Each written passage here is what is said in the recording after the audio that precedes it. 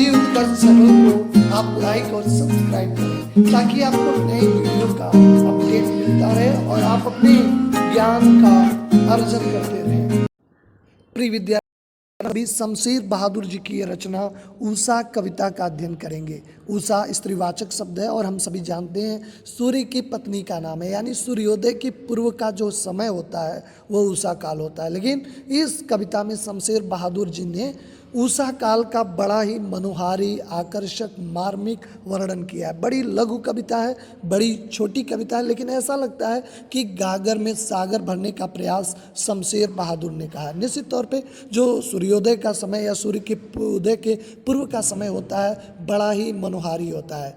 हमारे पूर्वजों ने भी कहा है कि सुबह की हवा लाख रुपए की दवा के समान होता है। हमारी दिनचर्या अगर व्यवस्थित होती है, अगर दिन की शुरुआत बेहतर होती है तो हमारा पूरा दिन ही बेहतर होता है। निश्चित ही उषा काल हमारे जीवन में एक नई ऊर्जा लेकर आता है, हमारी शुरुआत के लिए एक प्रेरणा देता है। तो आइए, इनकी एक लघु कविता है, इनकी पंक्तियों को हम समझने का प्रयास करते हैं। पंक्तियाँ इस तरह है।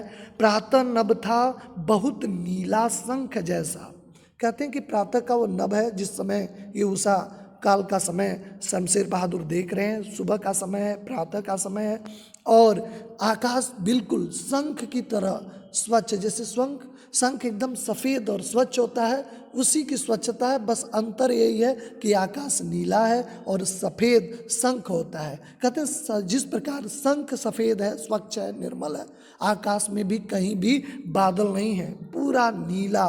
क्योंकि बदली होती है तो आसमान में जो रंग होते हैं वो नीले नहीं दिखाई देते। इसलिए कभी यहाँ पे कह रहा है कि प्रातः नभ था बहुत नीला शंख जैसा। भोर का नभ था, यानी सूर्योदय के पूर्व का ये नभ था, आकाश था। और उसकी तुलना उन्होंने एक चौके से किया है। राख से लीपा हुआ चौका अभी गीला पड़ा है। कहते हैं कि जिस प्रकार, जब उस समय की वार्ता है कि जब जो है चूल्हे पे, यानी मिट्टी के चूल्हे पे भोजन बनाने की प्रक्रिया होती है, उससे स्वच्छ करने के लिए राख और मिट्टी मिला के लीपा जाता है। और लीपने के बाद जो उसकी स्वच्छता होती है और एकदम बिल्कुल एक श्यामल रंग का हो जाता है, वैसे भोर का नभ दिखाई दे रहा है। यानी जैसे चूल्हे पे खाने बनाने के बाद अगर उसे हम राख और मिट्टी से लीप देते हैं और उसमें एक सांवला सा रंग लिए और स्वच्छता को दर्शाता है, बिल्कुल वैसे ही ये भोर का आकाश दिखाई दे रहा है। दूसरा उन्होंने तुलना किया है, बहुत काली सिल पर जरा सा लाल केसर धुल गई है। जैसे सिल का अर्थ सिलबट्टे पे मसाले पीसने का कार्य होता था। आज इलेक्ट्रॉनिक युग है, आज यांत्रिक प्रक्रिया से सारी चीज़ें, जिन्हें मिक्सर ग्राइंडर कहा जाता है, लेकिन सिलबट्टे से पिसाई होती थी, काफ़ी चटनी बनाई जाती थी, काफ़ी स्वादिष्ट भी होता था। उसी समय की बात कर रहे हैं कि जैसे सिल पे कोई चीज़ पीस दिया जाता था तो पीसने के बाद उसका कुछ अवशेष रह जाता था। चटनी हरी पीसी गई तो हरापन उसका अवशेष उस पर रहता था, यानी उस पर उसका अंश रहता था। तो यहाँ पे कभी कह रहा है कि सिल जो पत्थर की होती है, पत्थर के वर्ड की रंग की होती है, और उस पर केसर पीस देने के बाद केसर उठा दिया गया है, लेकिन केसर सुर्ख लाल होता है। तो कहते हैं उसकी लालिमा ऐसे लग रहा है किसी पत्थर पे लीप दिया गया, क्योंकि आकाश अभी श्यामल है, नीला तो दिखाई दे रहा है, लेकिन भोर है, अभी श्याम वर्ण का जो है आकाश चारों तरफ दिखाई दे रहा है। और उस पर लालिमा जो दिखाई, क्योंकि सूर्य उदय नहीं हुआ है, जो लालिमा दिखाई देती है उसका तुलना शमशेर बहादुर ने किससे किया है? सिल बट्टे पे केसर पीसने के बाद जो अवशेष लालिमा को धारण किए रहता है, बिल्कुल वैसे दिखाई दे रहा है। बच्चे जो स्लेट का प्रयोग करते थे, अब तो आज तमाम परिस्थितियां बदल गई हैं, स्थितियां बदल गई हैं, तमाम स्मार्ट डिजिटल बोर्ड, तमाम स्लेट भी डिजिटल आ रही है। तो कहते हैं कि वो स्लेट है जिस पे बच्चा जो खड़िया यानी जो चाक है, उससे किसी ने उसकी पटरी पे यानी स्लेट पे पूरा चाक, लाल रंग का जो चाक है उसको रंग दिया है। स्लेट तो सांवला होता है, लेकिन उस पर लाल रंग का जो चाक है उसकी तुलना उन्होंने कहा है कि बिल्कुल सांवले में जो लालपन है और उभरा दिखाई देता है। वैसे भोर का नभ है, श्यामल वर्ण को धारण किए, और लालिमा वैसे दिखाई देती है जैसे किसी बच्चे के स्लेट पे और कोई लाल खड़िया मल दी है। कहते हैं एक मानवीकरण किए हैं। अगर पंक्तियाँ पूछी जाएं कि इसमें कौन सा अलंकार है, अधिकतर काव्य सौंदर्य में क्लास 12th में पूछा जाता है, तो आप निश्चित यहाँ पे एकदम कन्फर्म रहें कि आप मानवीकरण किया गया है। कहते हैं कि उषा का ही मानवीकरण किया गया। कहते हैं नील जल में किसी गौर झिलमिल देह जैसे हिल रही हो।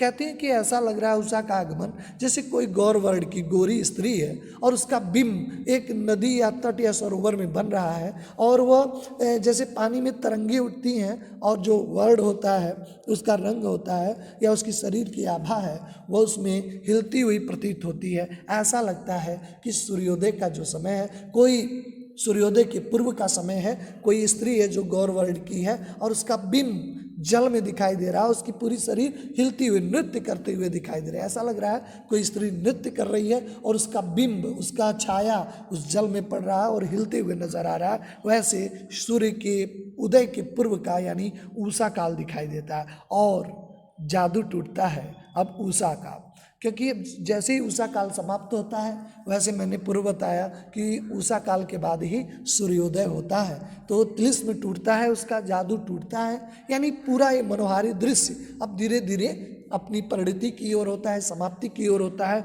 और सूर्योदय हो जाता है, सूर्य का उदय हो जाता है।